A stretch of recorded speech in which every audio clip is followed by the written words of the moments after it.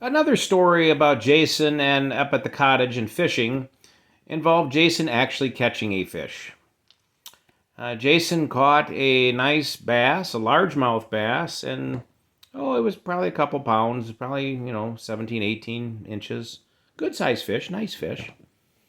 And, we were young boys, and, one of the things that we wanted to do was learn how to catch fish. We enjoyed catching fish and how to clean them. We always wanted to clean them and like to eat them for meals. And so, one of the things that I wanted to do was learn how to clean fish. And we cleaned a lot of bluegills by taking the scales and the fins and the head off and the guts out. But with larger fish, you always wanted to fillet them. Well, I didn't know how to fillet. I needed to learn how to fillet.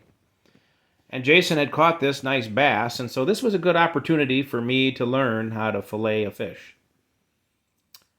And being that it was my first time filleting a fish, I made sure there were no bones in those fillets. Now, Jason will argue that there was not much meat in those fillets because I didn't necessarily fillet very good at that time. It was the first fish I had ever filleted, but he was not particularly happy with the size of, or the amount of meat that came from that nice sized bass because of how my job of filleting that fish. And he probably was right. I was a rookie, a beginner, and I did not know how to fillet a fish at the time.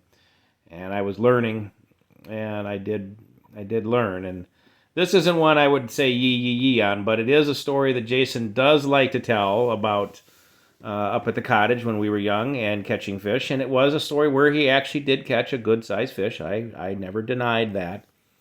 But after all these years of kind of teasing him about it, that I did a good job of flaying that fish, and that he just didn't recognize that. I do have to admit that it was not the best job, and there was a lot of meat that did not get in the fillets.